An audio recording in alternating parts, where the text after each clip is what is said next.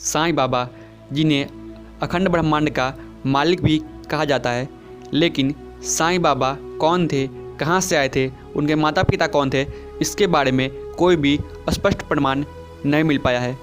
उनके भक्त हिंदू भी थे, मुस्लिम भी थे, सिख भी थे, ईसाई भी थे। उन्होंने सारे धर्मों पे एकता करने का काम किया। वो सारे धर्मों को एक करना चाहते थे। वे कहते थे सबका मालिक एक। इस वीडियो में हम बात करेंगे उनके माता पिता के बारे में और उनके जीवनी के बारे में। क्यों साईं बाबा को ही भगवान शंकर का अवतार माना जाता है और क्यों साईं बाबा को ही साईं राम कहा जाता है और क्यों साईं बाबा को राम से जोड़ा जाता है। तो इस वीडियो में हम ये सारे बातें को जानने वाले हैं और साईं बाबा के बारे में कुछ रोचक तथ्य भी जानने वाले हैं। तो वीडियो में बने रहिए और देखते रहिए।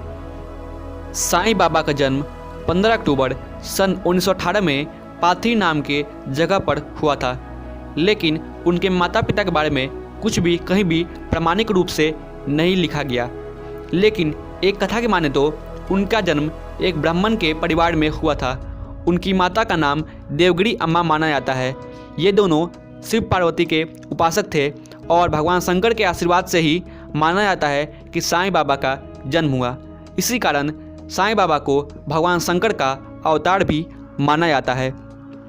जब साईं बाबा अपनी माता के गर्भ में थे, उसी समय उनके पिता ने ब्रह्म की खोज करने का विचार कर लिया और उनकी अभिलाषाएं तीव्र होती गई और वो अपना सब कुछ त्याग कर जंगल में निकल पड़े।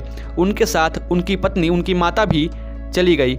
इसी कारण साईं बाबा को एक पेड़ के नीचे वे छोड़कर चली गई, जहाँ से उन्हें एक फ़कीर अपने साथ ले गए और वे फ़कीर भी निसंतान थे, इसलिए उन्होंने साईं बाबा को अपना पुत्र मान ली। साईं बाबा का बचपन मुस्लिम समाज में बीता।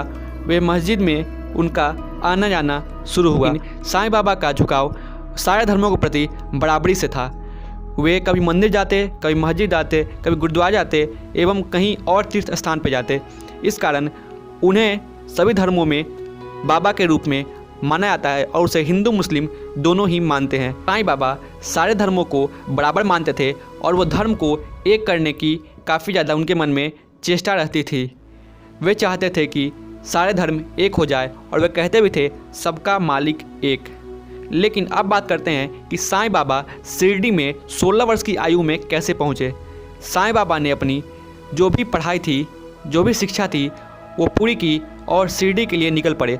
16 वर्ष की आयु में चमत्कारिक रूप से वो शिरडी में अवतरित हुए और उसके बाद उन्होंने कई करिश्मे किए, जैसे कि पानी से दीपक जलाना और भी बहुत। ये था साईं बाबा के बारे में कुछ रोचक तथ्य जिन्हें आप समझ सकते हैं। और अंततः 84 वर्ष की आयु में साईं बाबा की मृत्यु हो गई और उन्हें हम लोग आज भी साईं राम या साईं श्याम के नाम से जानते हैं और भगवान शंकर का हम लोग उन्हें अवतार मानते हैं। तो मुझे लगता है आपको वीडियो पसंद आया होगा और वीडियो पसंद आया तो वीडियो को लाइक कर देना, चैनल पर सब्सक्राइब कर लेना। तो मिलते हैं अगले वीडियो में, तब तक के लिए जय साईं राम, जय साईं श्याम।